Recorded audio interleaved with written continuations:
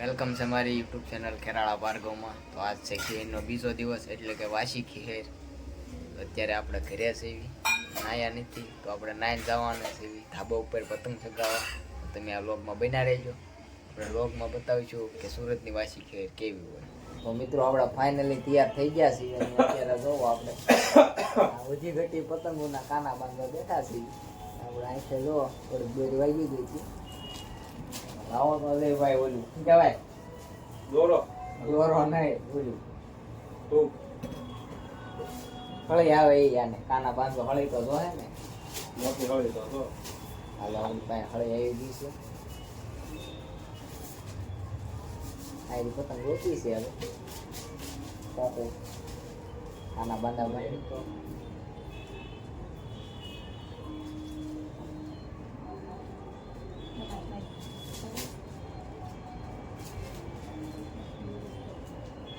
વાસી ખેરના લીધે પતંગ થોડીક ઓછી શકશે. કાલે વિડીયો બનાવી ન ગયા કારણ કે કાલે મેં બહાર ગયા હતા, આખો દી બહાર હતા, હાંજે આવ્યા હતા. કાલે મેં કાંઈ પતંગ સગાવી નહોતી. અમે પતંગ વાસી ખેર હાટું સગાવવા લાવ્યા હતા. કાલે આપણને થોડીક ગાડીમાં ગયા હતા, દોરી વાગી ગઈ છે. આપણી પાસે દોરવાનું બધું છે.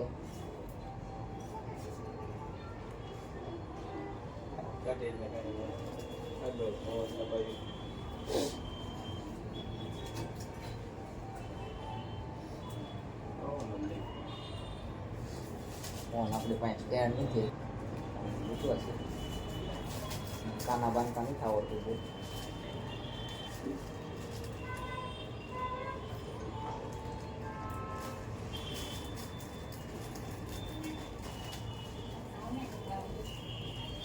દિયા પકડશે સેવ પર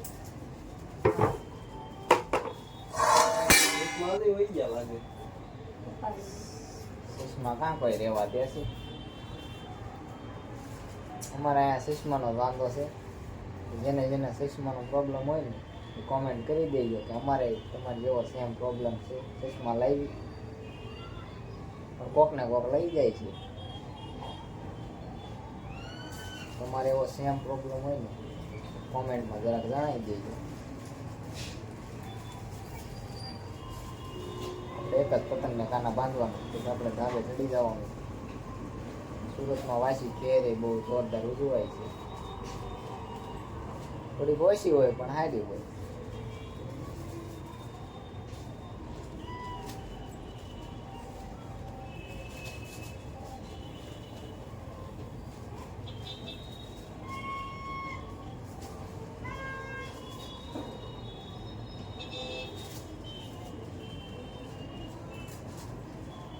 મિત્રો આપણે કાના બાંધી દીધા છે. પતંગ આપણે હવે ધાબે મળવી અને બીજી પતંગને હું કાના બાંધી દઉં ને આપણે હવે ધાબે મળીશું.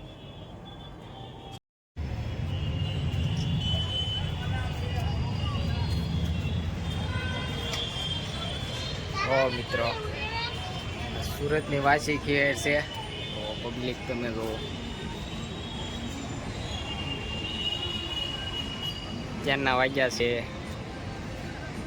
સવારના 11:50 થઈ છે અને આવું વાતાવરણ છે. વાસી ખેરનો આવો માહોલ છે. બધા ધાબે કોક ને કોક તો દેખાય.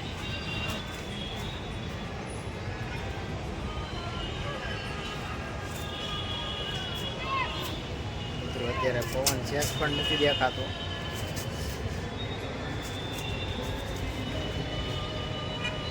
અત્યારે ધાબો પર તો કોઈ છે નહીં. ઘણા ખરાને રજા ન હોય, આ લેતી બધાને.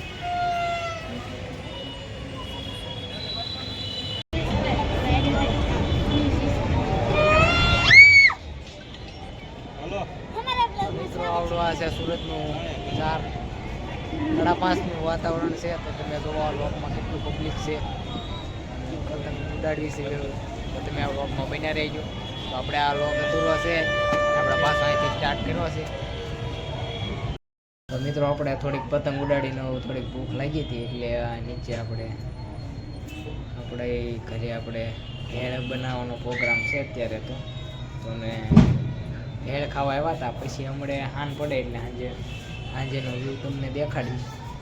જોકે અત્યારે તો પતંગો બહુ ચગાવવાની ઈચ્છા છે નહીં, એટલે એમ નીચે ભૂખ લાગી ગઈ છે. તો તમે આ લોગ આગળ ને આગળ જોતા રહેજો ને બધું શેર કરતા રહેજો. 2 ટમેટા છે, થોડી કોથમરી પડી છે, ડુંગળી છે ને લીંબુ ને મમરા ને એવું બધું છે. આપણે ભેળ બનાવી ખાઈને પછી પાછા ટેરેસ ઉપર જઈશું. ત્યાં હાન પડી જાય ત્યાં આપણે સુરતમાં રાતનો નજારો પણ જોવા જેવો હોય છે.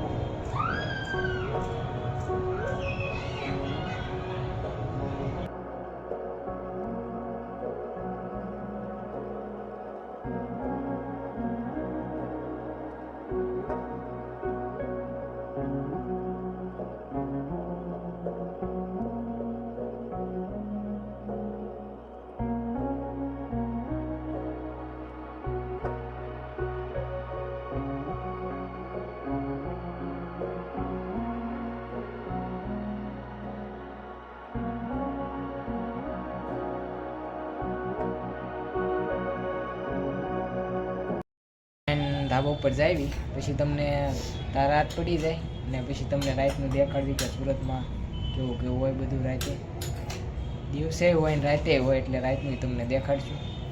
એટલે બહુ વિડીયો મોટો ન બને એટલે અત્યારે બહુ જાજુ ઉતારતા નથી, તો તમે આગળ વિડીયો જોતા રહેજો.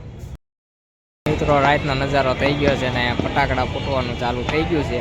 તો તમે જોવો ચારે બાજુ ફટાકડા ફૂટ્યા છે.